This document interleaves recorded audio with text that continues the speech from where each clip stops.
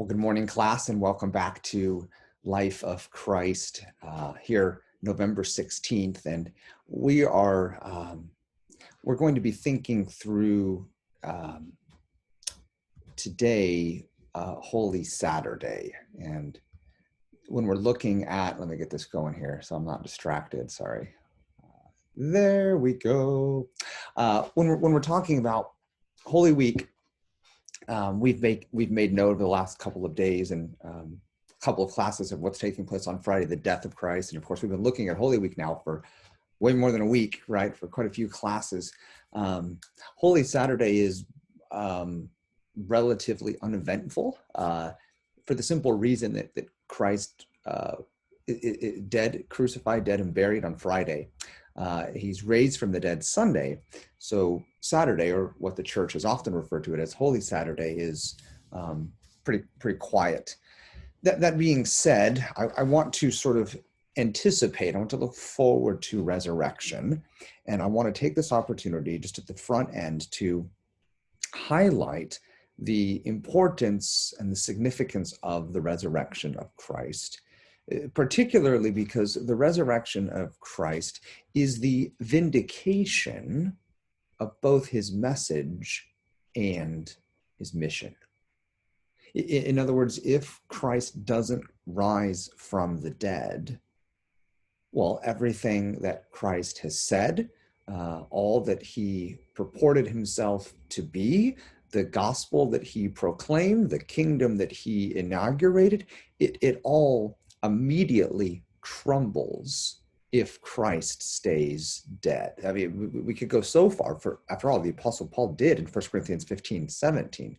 The Apostle goes so far as to say that the entirety of the Christian religion, it hinges not first and foremost upon a subjective experience that one has. Its foundation doesn't rest upon whether we repeated a prayer or sort of an emotional or psychological experience that we may or may not have had. For the Christian religion, for biblical Christianity, the whole thing hinges upon the bodily resurrection of Jesus Christ from the dead. And rather than a subjective, but an objective, physical, tangible reality that occurred in space and time and history. That is the foundation that the Christian religion rests upon. And so with that being said, and I should just go back to 1 Corinthians 15:17, I mean, what Paul says in a sense, and you can look this up, and again, 1 Corinthians 15:17, is that if Christ didn't rise from the dead, then we're still in our sins. This whole thing is a sham. It's a facade. It's a waste of time. Eat, sleep, drink, be merry. Tomorrow we die. The Christian religion demands the death of yourself, the giving up of your life for the sake of Christ. Well, if Christ didn't rise from the dead, then that's a pretty crummy deal. So resurrection is massively significant. So given that, and this is sort of where we're going to spend our time this morning, in anticipation of Resurrection Sunday, I want us to think through some theories that have been given to explain the resurrection. And I want to be very clear here. First of all, these four theories, they seek to, for lack of better words, explain away the resurrection. In other words, these are sort of unbelieving, naturalistic,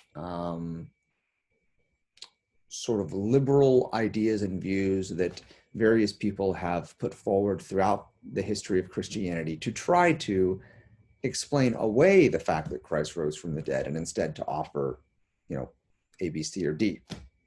And so these theories, as they've come down to us through history, some of them older than others, there's the swoon theory, the theft theory, the hallucination theory, and the wrong tomb theory. So all four of these are no doubt the most popular sort of four views that would offer a counter argument to historic creedal confessional Christianity. In other words, Jesus didn't rise, instead he swooned, or the body was stolen, or the disciples hallucinated, or they went to the wrong tomb.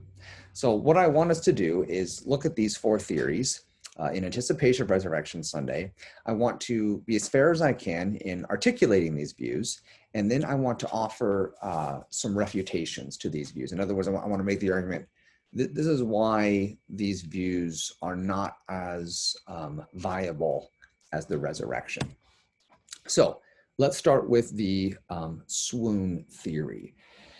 Here is what the swoon theory purports. Jesus didn't really die on the cross, excuse me. He didn't really die on the cross. He merely, and here's the language, he merely swooned or fainted. So the Roman soldiers, they merely thought that Jesus was dead, when in reality, he was just unconscious. And so then, when he's placed in the tomb, what happens is, after a day or two, the cool air sort of revived him. So you'll notice very quickly that when we talk about the swoon theory not only denies the resurrection of Jesus, it actually denies the death of Jesus. You catch that? It's not only did Jesus not rise from the dead, he couldn't have risen from the dead. He never dead. He never got dead. He never died. So this is the swoon theory. So how should we think through this, process this, and answer sort of the claims and objections of the swoon theory? Let me offer you a couple of refutations. Number one, we should note that the Romans were expert executioners. These weren't like weekend warriors. These weren't armchair quarterbacks. The Romans were pretty skilled at executing people. And so it seems highly unlikely that the Romans would have thought Jesus was dead and have been mistaken. Refutation number two, the Romans speared Jesus in his side, ensuring his death. In other words, it's not as if the Roman soldiers they just poked him with their finger or something. He seems to be dead. Let's just call it a day. They actually took a spear and pierced him with it. Again, not in the foot, not in an ankle, but in the mass of his lungs, his heart, right in his chest, right in his side. So not only was Jesus crucified to ensure his death, but then the spear, of course, would have been the coup de grace. Let's continue offering refutations. First of all, let's assume for a moment that Jesus didn't die, but let's recognize that based on historical evidence, based on what we have from the gospel records, how crucifixion took place in the first century, based on historical documents outside of the scriptures, let's suggest for a moment that Jesus, he was scourged, he was then crucified, he was then speared. Let's assume none of that killed him, which, I don't know. If you think that wouldn't have killed him, then I've got some, oceanfront property in Montana I'd like to offer you to purchase, right? As the saying goes. Turn that off, that's my phone. So let's assume that he didn't die. Here's the question. How would Jesus then have rolled away the stone in the tomb? So again, let's say he survived all that. Let's say he swooned. Let's say the cool air of the tomb revives him. Is this beaten and battered Jesus, who's, within an inch of his life, is he somehow going to muster up the strength to roll away this stone? Again, this all seems very highly unlikely. Refutation number four, if we're continuing down this road, so let's assume that somehow Jesus survived everything we talked about in refutation number three. Let's assume that he rolled away the stone somehow. Now this Jesus appears to his disciples. Are they going to worship him as God? Or are they going to, have him lay down on the couch and offer him some aspirin, right? In other words, this poor, meager human that's left in front of them is not going to be one who provokes worship, but rather sympathy. But of course, they did worship Jesus. And finally, refutation number five, this theory doesn't explain why the disciples would have preached and died for the resurrection of Jesus Christ if he only swooned. And we'll come back to that idea of refutation number five in a moment, but here's what I just want to put on the front end as we're working through these theories. We're sort of putting on our historical detective hats at this point. We're trying to think critically, clearly, logically, rationally about all of the evidence, and putting all that evidence together, what theory accounts for all of the facts most fully and completely. And what I have found personally, and what I think I'm communicating to you with these theories as we're going to go through them, is that every one of these theories, they might offer one alternative idea or view to the resurrection, but they solve one problem and they don't just create another, they create, in this case, like 5 more. You see what I'm saying? So we're not looking for just, well, is there one possibility of it being this? Of course there is. The question is, does this hypothetical possibility account for all of the evidence? And I would suggest to you that these, and there's more refutations than these. I'm giving you a 30,000 foot flyover.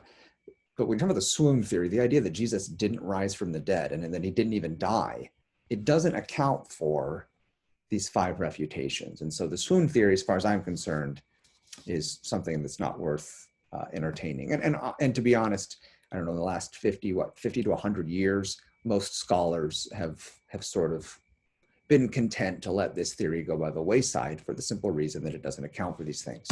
Let's move on to a second idea. Second theory, instead of Jesus actually being raised from the dead, there's the theft theory.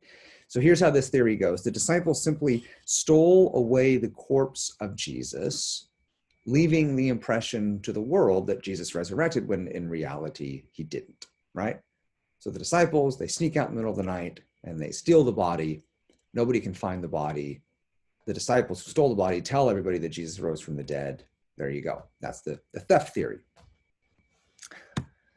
But refutation number 1, let's keep in mind the disciples were emotionally distraught. They weren't planning a hoax. I mean, you got to remember, Jesus died Friday. He supposedly was raised on Sunday, which means they would have to steal the body on Saturday, which means that, you know, we're talking about a maybe 12 to 24 hour time window. That seems awfully fast to go through the 5 stages of grief and to come up with the idea of plotting a hoax. Refutation number 2. This theory does not explain how the disciples bested the Roman soldiers and stole away the body. Remember, like, there's Roman soldiers that are guarding the tomb. The religious leaders of the day, they remembered that Jesus and his disciples had spoke about Jesus rising from the dead. They tell the Roman authorities that. The Roman authorities dispatch soldiers to guard the tomb, to make sure the theft theory doesn't happen. So now you've got these emotionally distraught fishermen somehow outwitting and besting the Roman soldiers. Refutation number 3. These same disciples who suffered severe persecution and death for the proclamation of the gospel did so knowing that the whole thing was a lie. Let me keep this in mind.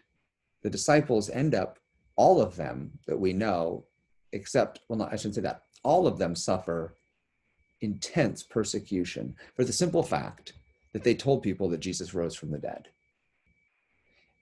And the theft theory would have us to believe that the disciples did this, that they suffered intense persecution, all the while knowing that this whole thing was a lie and that they could stop the persecution by simply saying, time out, okay, you got me, here's the deal. It was just, you know, one of those YouTube video sensations. It's a prank, bro, just a prank. It was a hoax, man. It didn't really happen, chill.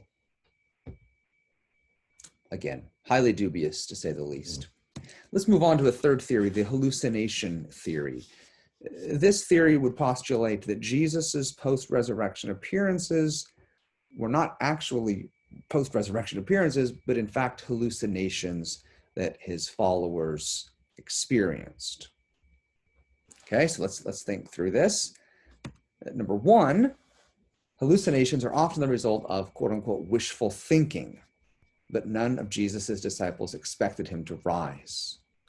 In other words, again, back to the theft theory, the emotional state of the disciples at this point, the followers of Jesus at this point, is not one where they expected something to happen and it didn't happen. Nobody, we've talked about this in our class before, and even in the post-resurrection appearances, when Jesus appears to his disciples, that nobody has on their mind resurrection. And so what this theory would have us to believe is that somehow disciples who never even had the thought enter their mind that Jesus would rise from the dead all of a sudden had a bunch of hallucinations that said he would rise from the dead. Number two, when Jesus did appear to his disciples, they didn't recognize him. And you find this in all of the Gospels, particularly the Synoptics. So this hardly fits with the idea of a hallucination. Refutation number three, the bulk of the resurrection appearances involved more than one person. In some cases, this is 1 Corinthians 15, hundreds of people all at once. So now we are expected to believe that 1 Corinthians 15, that 500 people all simultaneously shared the same hallucination. Like I said, well, maybe I guess maybe I haven't said it yet. Just to be candid and perhaps tip my hand more than I should, these theories are so incredulous at these points that, as far as I'm concerned, they require more faith to believe in these theories than they do to believe that Jesus actually got it from the dead. Yeah, I mean, this is silliness as far as I'm concerned. Refutation number four, none of this can account for Paul's hallucination since Paul was Jesus' enemy. In other words, we have to account for the radical transformation of a Saul of Tarsus who was, for all intents and purposes, a terrorist. He was a member of ISIS. He was blowing up Christians. He was seeking to kill them and to imprison them. And all of a sudden, he had a hallucination? He's not somebody who was hoping Jesus would rise from the dead. He had no skin in the game. And then finally, refutation number five.